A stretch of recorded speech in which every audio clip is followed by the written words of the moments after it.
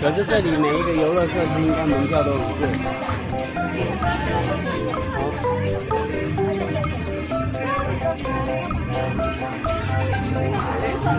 他的脸都乖那什么。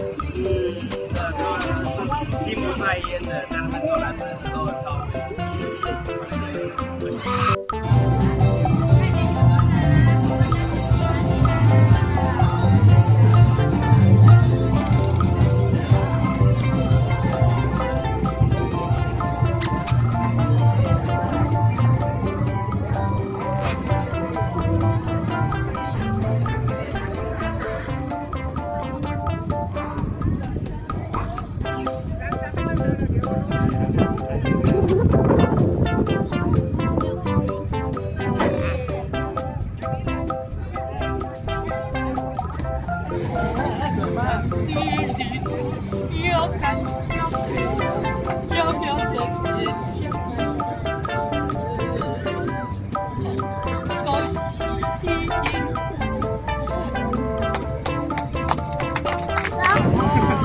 วันนี้เราจะทานข้าวกันที่นี่นะคะ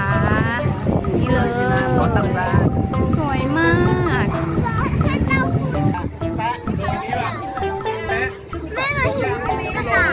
น้องซีนนั่งลงลูก在这里想来的地真会像传奇手放啊！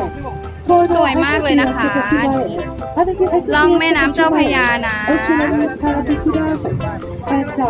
เด็กๆชอบมากเลยค่ะ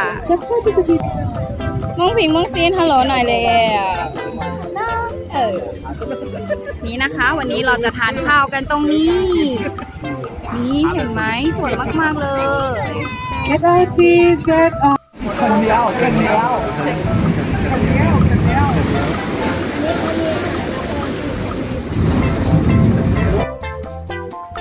อย่าไปแย่งโทรศัพท์เขานะลูก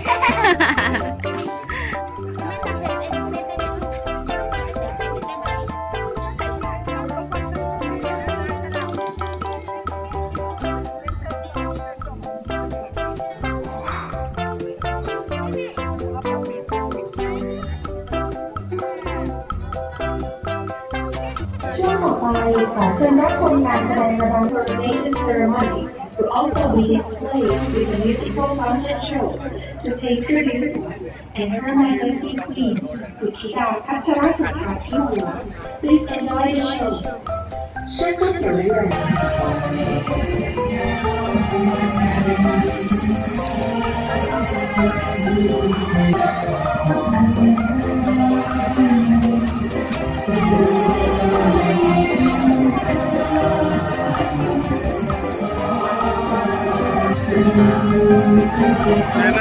อันนี้นะคะเป็นน้ำเต้นระบำนะคะ สวยมากๆเลย ตอนนี้พวกเราอยู่ที่ไอคอนสยามนี่ใช่ค่ะเด็กๆชอบมากเลยมงผิงมงซินชอบมากๆเลยเห็นไหมคะสวยมากๆค่ะเดี๋ยวแป๊บนึงสวยมากเลยนี่นะคะตอนกลางคืนแวะกินข้าวที่ไอคอนสยามสวยเห็นไหมคะ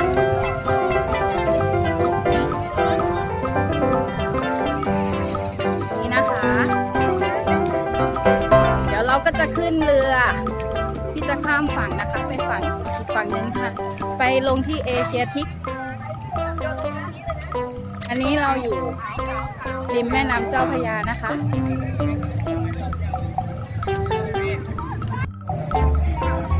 วันนี้เราก็สนุกแล้ววันนี้เราก็ต้องลาไปก่อนใช่ไหมลูก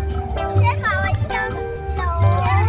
เราล่าเรือมาก่อนเราต้องไปดูผี ไปดูผีที่เอเชียทิกเนาะอย่าลืมอะไรคะ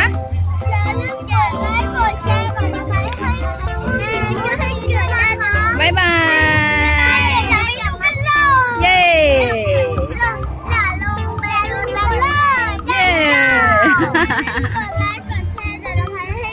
กดติดตามวันนี้ด้วยนะคะเราไปดูกันเลย ไปดูกันเลยเย้เราจะกลับแล้วลูก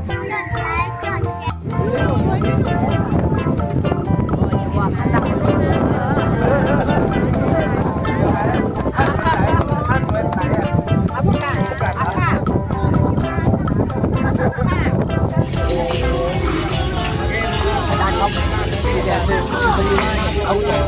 นางก็อยากจะซื้อของที่เนี่ย